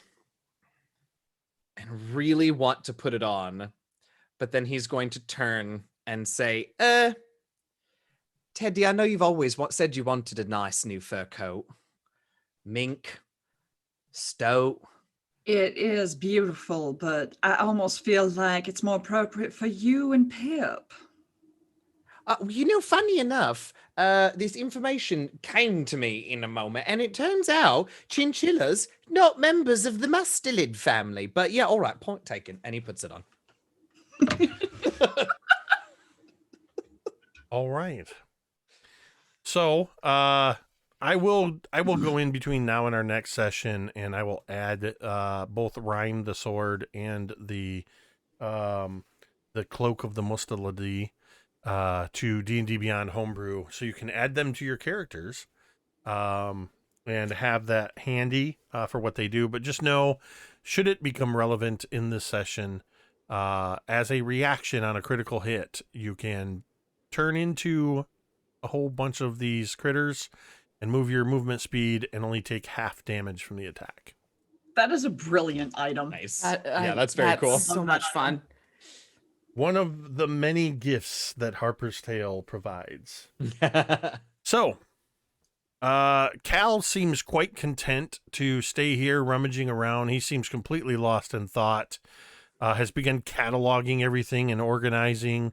Out of courtesy, Sir Cheddar sort of tells him that he's going to be leaving with you. And Cal barely seems to register this. He says, yeah, right. And let's see, there's 14, and there was 12 of these. No magical properties.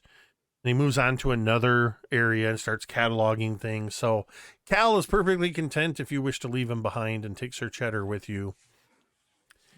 You heading back in the direction. Can I ride him?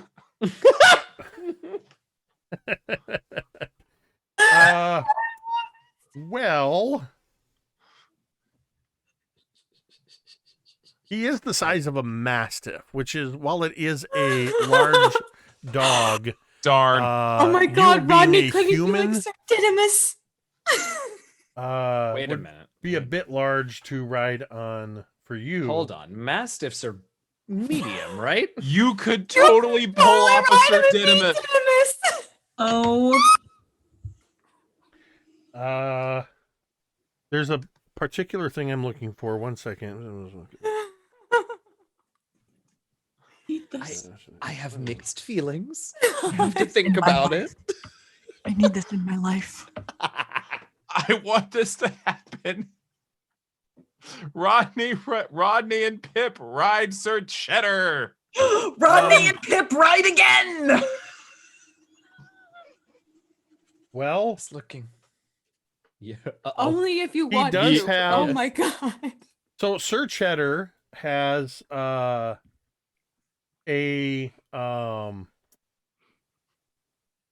tartan cloak that sort of comes from around, it's tied around his neck and just sort of splays across his back. He also wears a battered leather wizard's hat atop his head with holes cut out for ears. And it is, of course, perched at a jaunty angle. And he, in fact, I'm going to roll an insight check for Cheddar.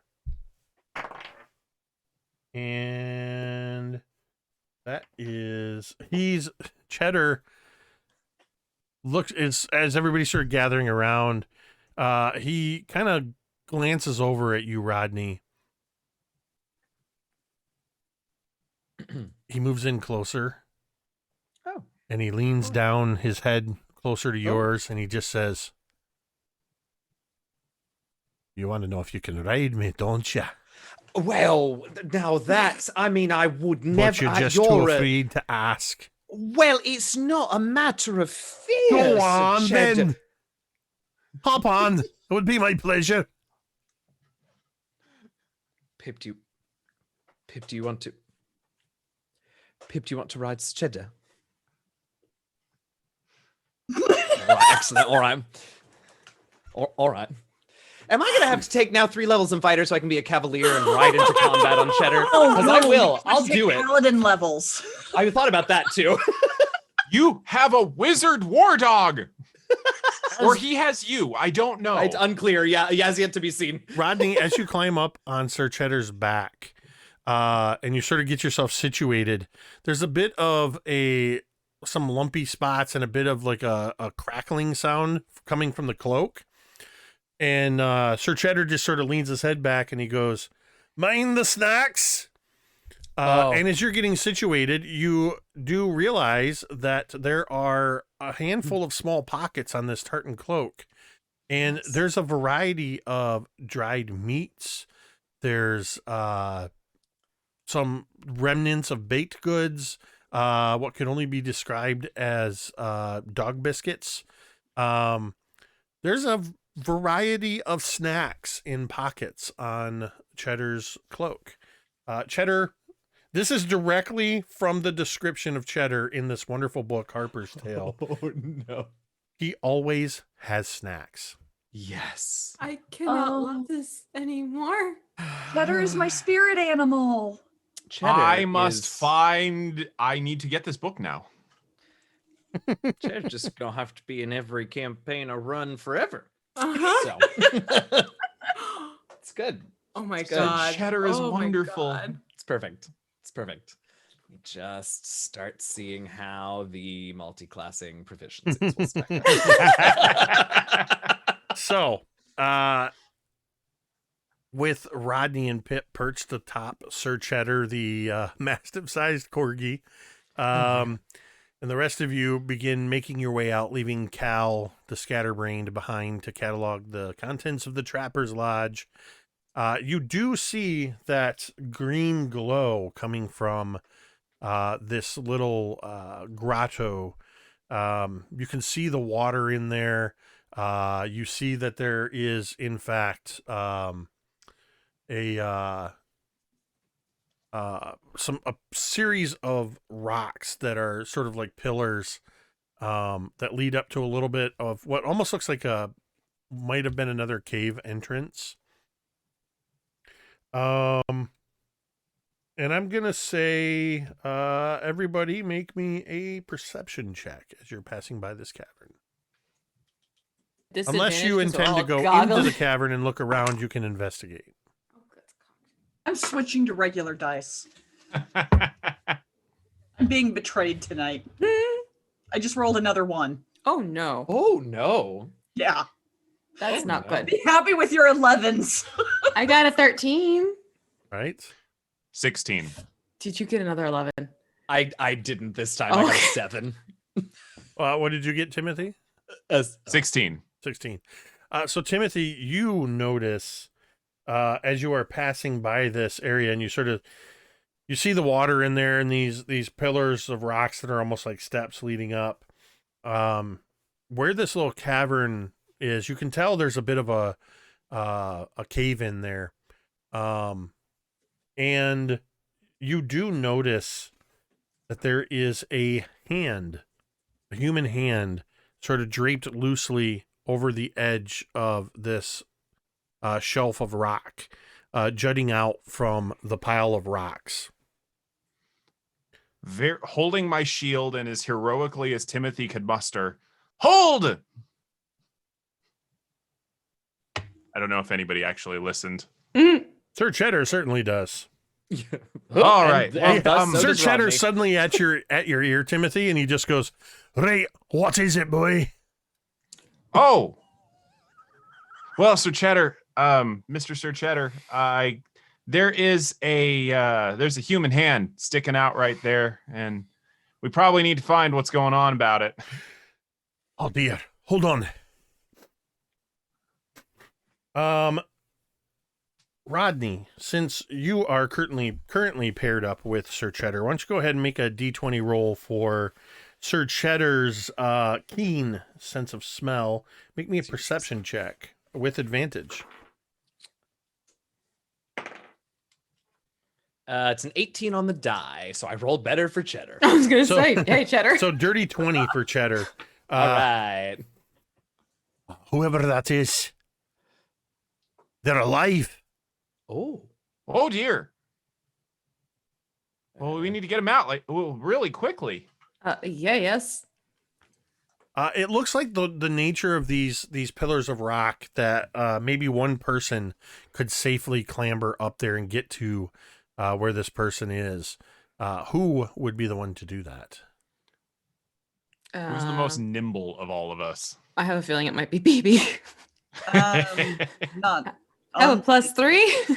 Oh, it's definitely BB. Definitely BB. Go for it, B. All right, baby will clamber. All right, as you begin clambering, go ahead and give me an athletics check. Okay. That is going to be a 14. It's a little slippery. Your footing kicks out from under you a little bit, but not enough for you to slide down. As you get up to the top, you see that the hand is connected to an arm, which is connected to a shoulder, and you can see the face of a person that is indeed been covered by these rocks. It appears to be a young man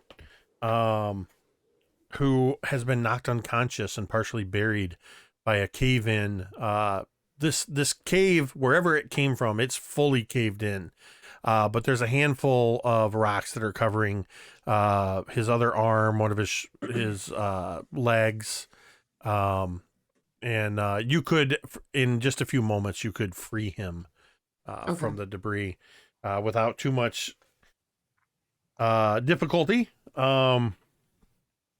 As you begin to do this, you hear this.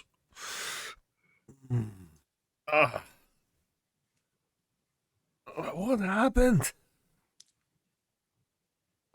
My head hurts something fierce. Who are you? Well, I'm baby, darling. Who are you? The name's Conrad. All right, Conrad. What's the last thing you remember? I was coming through here with some others, and suddenly this whole place collapsed in on us. They all got out, but not me. And they never came back for me.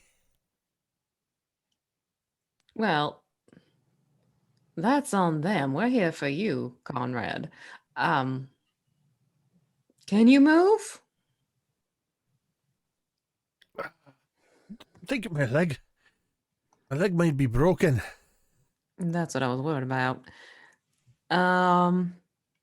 Tell you what, just sit tight for a second, and I will see what I can do for you. And she will do cure wounds on Conrad. All right. And that's going to be 11. That's the number tonight. It is. Apparently. 11 and 1. It's all about the ones. Because I also just did 11 for Rodney for his cure wounds. He's right. That feels a lot better. I don't know if the bones quite knit together right, but I don't know how to thank you enough. Here, take this. And he reaches up to his head where he's wearing a circlet. And it's actually from this circlet that this green light is emitting. Please, I might have died up here if it wasn't for you. Let this light your way. Are you sure? I'm almost certain that the people I was traveling with are not good people. And I want nothing to do with them, and I want to get out of here. Well, Conrad, do come with us while we make our way, just to make sure you're safe, at least. Where are you going? Upstream? No, thank you. Why not? I want to go where the well is supposed to be. I could probably climb up that and get out of here. I do What's not want to go. upstream? That's where they were. Well, the people I was with, they were putting something in the water. By any chance, did one of them happen to be a big old lug? They were all not the brightest, and I got the sense that the person they were working for wasn't one of them. They were checking the area out. They said we were to investigate it and make sure that the water was staying tainted. I didn't say anything to them, but based on what they were doing, I feel like it's getting diluted by the constant.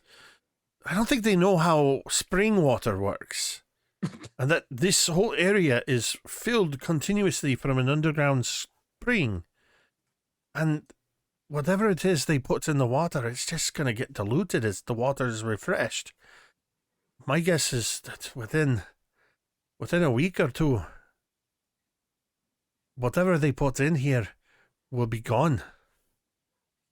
You didn't by any chance happen to see who they're working for, did you? I only heard about them. When we were coming in here, we were supposed to go upstream. There's an exit to the north that is supposed to lead through an underground lake, and it's supposed to be that's where they put the poison in the water, and that's supposed to be where they were headed. And if that's where they were going, that is where I do not want to go. Please, by all means, take this. In fact, I am determined that I am going to make myself into a better person. I'm supposed to be an apprentice wizard.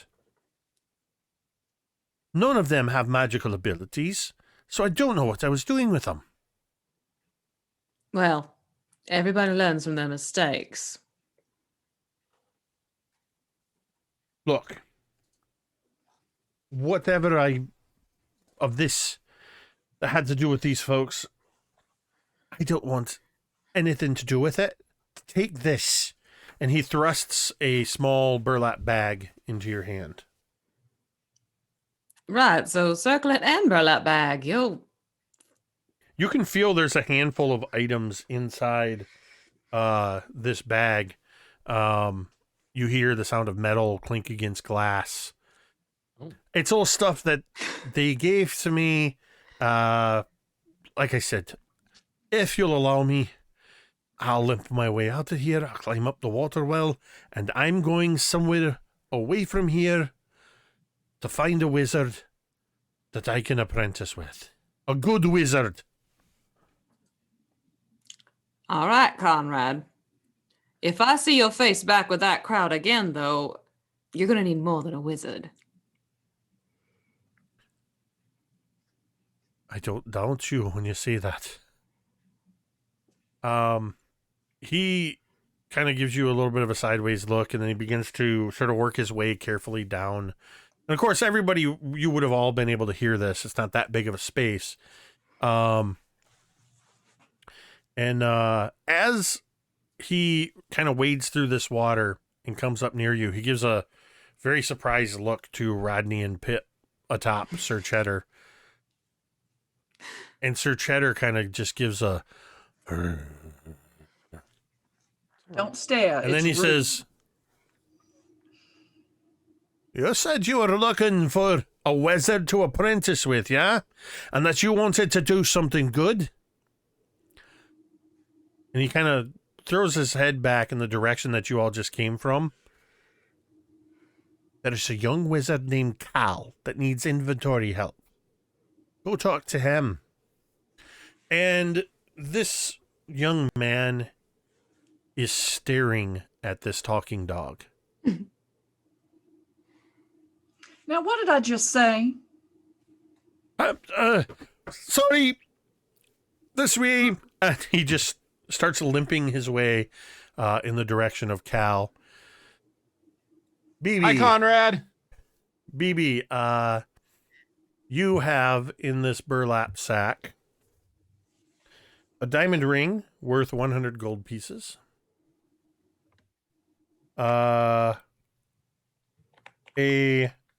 dagger. A small red bottle, or rather a small clear bottle containing a red liquid that seems to be 1 dose of a healing potion. There is Nice. also a small leather pouch containing 12 gold pieces and 15 silver pieces. So that's 12 and 15. Correct. So, yeah, diamond ring worth 100, a dagger, potion of healing, 12 Small leather gold, pouch. Yep. 15 silver, and a Lovely. leather pouch.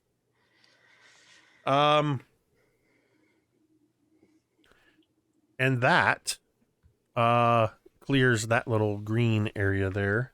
And by the way, the circlet that you have, Oh, yeah, that. yes, the circlet is indeed a magical circlet. Engraved on the inside of the circlet are 2 words, eyes and closed. When you place the circlet upon your head and you say the command word eyes, it illuminates the entire area in a green light. Cool. When you say closed, that green light goes away. Eyes closed. Eyes. I have my ring light on, so it's dimming the effects of my LEDs, but I've had a green light on this whole time. You guys can barely see it. There, white light. Oh, wow. Nonetheless, Oh yeah. That made a big difference, actually. yeah, I subtly put it on when we went into this area. Yeah. Anyway, so there you go. Very cool.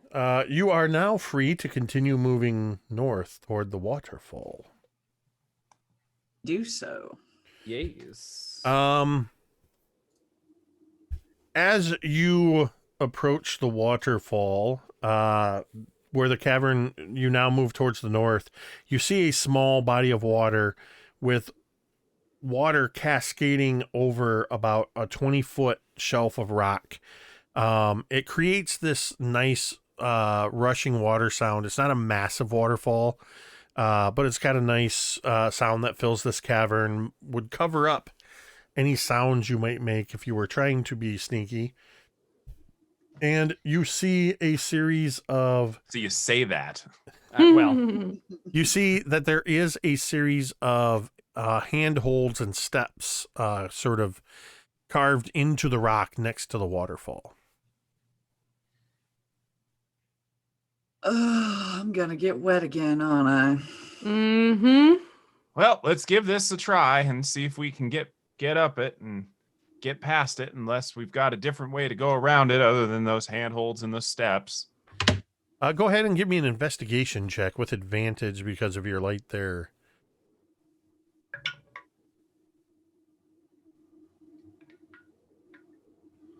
How about a 21? all right. As Cheddar sort of just mutters to Rodney, I certainly hope that he can find some other way up, because I can't climb up rocks like that. I've got stubby little legs. I did wonder how you were going to get up. I mean, we would have found I mean, a way. there are things that I could do that could make it easier to get up there. Right, so I did want to ask you about that. Is the hat for decoration or... Oh, it is absolutely not simply for decoration. I didn't think so, if I'm honest. You've got that sort of magical learning about you. I know all about it. And he pats his spell book. Well, truth be told, that's less of magical learning and more of an innate ability. I didn't study at all. I just sort of know how to do all of this. Timothy, you do find that to the left of the waterfall, there appears to be, as you're sort of moving, they were sort of masked by the way the rocks were shaped, but there is a cave entrance to the left of the waterfall. Apropos of nothing, Timothy uses his still lit shield as to kind of deflect the water off of himself. All right. And there's a dazzling display of refracted light and water throughout this cavern as the water begins to hit your shield and starts dancing lights all around the room. As this happens and this sort of disco light show triggers and everybody's eyes are sort of adjusting, Rodney, Sir Cheddar just says, "Hold on to my cloak." And just like that, two of you vanish and reappear at the top of the waterfall. Yeah, blink dog. Rodney, anybody that's a spellcaster might recognize that this was actually a dimension door spell. Holy damn. Excuse me. Oh, geez, that's a pretty impressive spell there, Mr. Sir Cheddar. Oh, So yeah. Cheddar and I and Forever. Pip. So Cheddar and I and Pip obviously are up at the top of this, and we're alone up there, right? I mean, they're not so far away, but like we're now You're a now bit 20 separated feet from- up at the top of the waterfall. Cheddar, I have to confess something to you, but you have to promise not to tell anyone. Your secrets are safe with me. I've never studied magic a day in my life. I can just do this, and I don't always know how to control it. But you have to tell me how you did that, because that was absolutely amazing. It actually reminds me of something Uh-oh. with Cheddar. I forgot to make a dice roll. Is Cheddar, you are my dream dog. We have the same.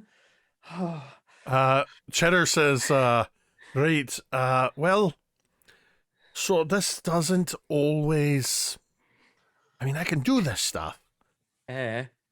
Various magical things and spells and whatnot. Yeah. And sometimes things Sometimes you turn into a potted plant. Yes! That's Yes! happened to you. Yes. Oh, I think Rodney is maybe crying a little bit, just a little, but very happy, but a little bit crying a little bit. My heart, it goes explode. Hold on. Yeah, because I had forgotten to turn the page on the fact that yes, indeed, Sir Cheddar is a wild sorcerer. Let's see. So here's what I want you to do for me, Okay. Rodney. I want you to make a. I want you to make me a perception check. Okay. Which one? Musalians, guys. Here we go. Ah, that's an 18. What's my perception? Yes, 18. So, as you're having this confession with Sir Cheddar, you realize that you are not. You're not in the cavern. Oh no. You are floating Oh no. in space. You see vague ghost-like shapes moving in the distance, and just as you look over the shoulder to where you thought your companions were, you see something that is either very large, and you can't judge space distance, any of this kind of stuff, but it looks the way it moves. Like there is some sort of massive whale-like creature moving through this astral sea. And then just like that, you hear the sound of rushing water and you realize you are at the top of the waterfall.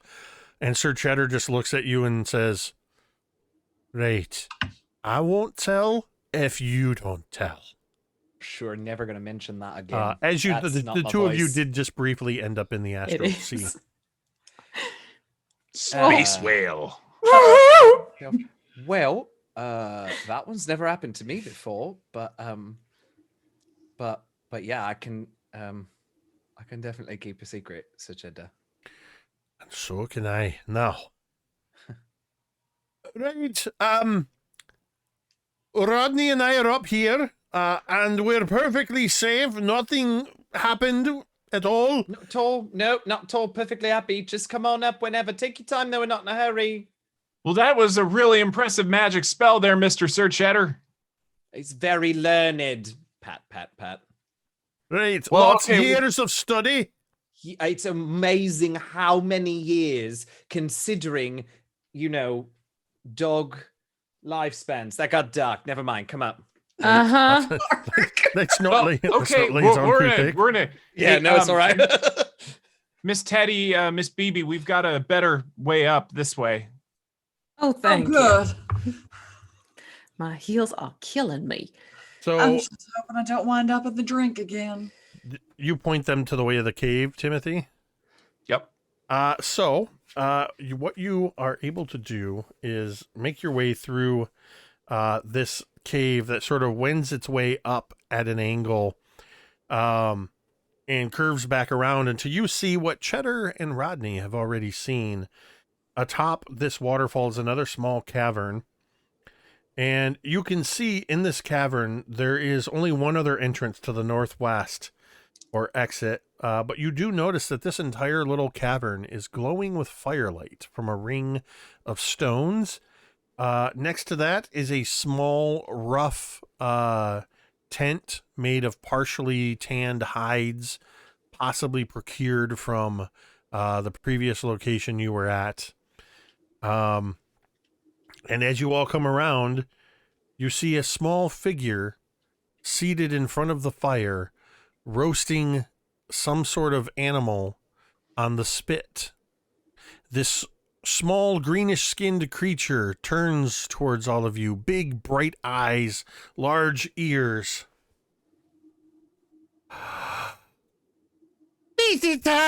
Visitors! And that is where we are going to end tonight's session. I'm loving this. Because I know for a fact if we start getting into gibber and some of the We'll other be here stuff, for we're going to go hours. for another hour. Yeah, Tim has questions. So yeah, I think that's a good place to end this one, and leave a little bit of a cliffhanger there. This was very fruitful for the small band of adventurers who have learned some information. Cheddar. They've gathered up a handful of magical items, and the most magical friend of all, Sir Cheddar, the mastiff-sized corgi. There was The mastiff-sized wild magic sorcerer card yes, Oh my god. He's not allowed to go. it was so. I love Cheddar so much. when I Stay. read about Sir Cheddar. So I had read about Sir Cheddar obviously before running the adventure for this group, and I thought, okay, this is fun with the right party. And then when we assembled this group, and after playing that first session with all of you, I thought, it says Sir Cheddar will accompany them if they want. I'm like, if they want. If they If they want. What kind of monsters? We had Buddy the Bull on the last one. And Buddy the Bull didn't even talk. And Somewhere, neither I did think. the rock frogs. If it's an animal, it's coming with us. It at pretty some- much. I mean, And there's, I think RQ Staffin tried to share it, but I have hyperlinks turned off in the chat. But it should show up somewhere on the interface here, there's a place you can look at clips. Somebody did clip, I believe, the moment when Sir Cheddar opened his mouth I and already all of shared your it on eyes Twitter. turned Oh, you Yep. did? to Okay, saucers. good. Oh, you shared it already? I shared it on Fantastic. Twitter. Fantastic, because that was just there were so many magical moments, Eugenio, when I scared the Tara. That's good. Also quite good. I also think they somebody clipped when I straight up swore. Swearing is not a problem, but what was that? Holy No, damn. I know, but we've been so good so Right. far, and it just felt like a. There were just so many just absolutely adorable, genuine reactions tonight. this. I love it. It warms my heart as a DM. Yeah. And that it was just, again, it was too perfect with the character that you chose to play. That Sir Yes. Cheddar turned out to be a wild sorcerer magic dog who always has snacks. I love Sir Cheddar. Who always has snacks. Section. The cheddar is amazing. Sir Cheddar is so amazing. It would be a shame if anything happened to him. Don't you Don't you hurt dare. him. Don't you dare. Nothing happens to Listen, Sir Cheddar. Listen, I like you guys, and I want you to continue to like me. So if something happens to Sir Cheddar, it will not be my fault. It will be your fault. Nothing. Dog God, lives. that'd be Or so wild smart. magic. Dog. That's true. That's Because true. if I know for a fact, if Sir Cheddar is in danger, screw Grove. This is all about saving Sir Oh. Cheddar. Oh, yeah. Oh yes. Sorry, The Timothy, fate of Grove but, rests on priorities, the man. safety of Sir Yeah. Cheddar. I mean, you have chat flip on threatening to flip computers and stuff. So Oh no. No, Gotta be we don't careful want with Cheddar. Cole Sparks. We don't want Cole Sparks flipping over computers. No, this was absolutely a blast. I know I needed this. Just in general, today was just kind of a Monday. And this was exactly the medicine I needed. I absolutely adore playing with all of you. I'm glad that we were able to put this group together and continue this mini campaign for the next couple of months on alternating Tuesdays. It's absolutely so much fun. Harper's Tale, not a sponsor, but I will continue to promote this book. You can pick this up as print on demand or through PDF at DriveThruRPG.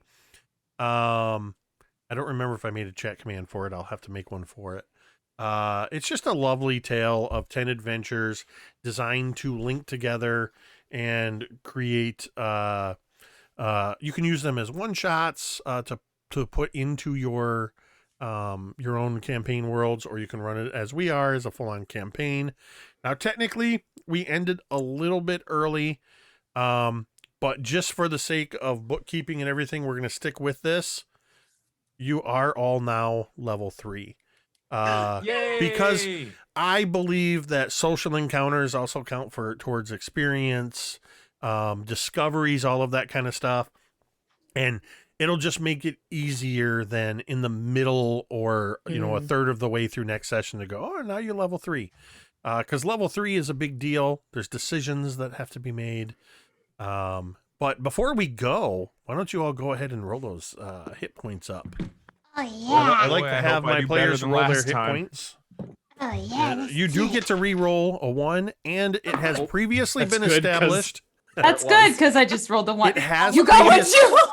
It has previously been established in MTD games that if you roll low and you want to re-roll, you can spend domain dice to re-roll that. hit die. Okay. Oh, well, that okay. No, I'm gonna stick with You average. don't have That's- to. You don't have to use it for a 1. That's a freebie.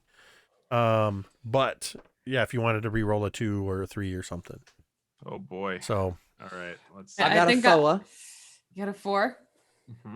and then I will of course add these homebrew magical items, or add these items as yeah. homebrew, and just make sure you have the homebrew options selected on your character sheets. So you'll be able to add those.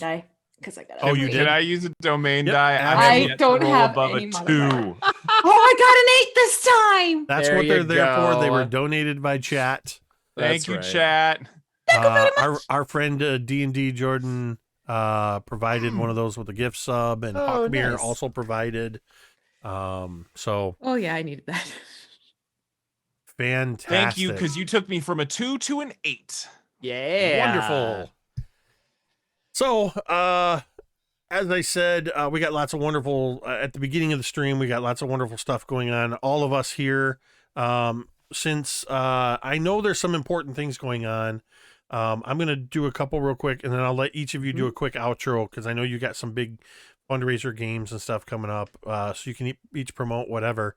But this Thursday is the premiere of Dawnbringer Season 5, Rime of the Frost Maiden. We're very much excited to get back to playing these characters and get back to this campaign. And then Friday evening, V and I will be over on the Nerdarchy Live channel for the finale of our Chaos Crew campaign. And then on Saturday, I will be running a Jasper's fundraiser game on the Talon and Claw channel called The Liberation of the Evangeline with our Sea of Thieves pirate crew.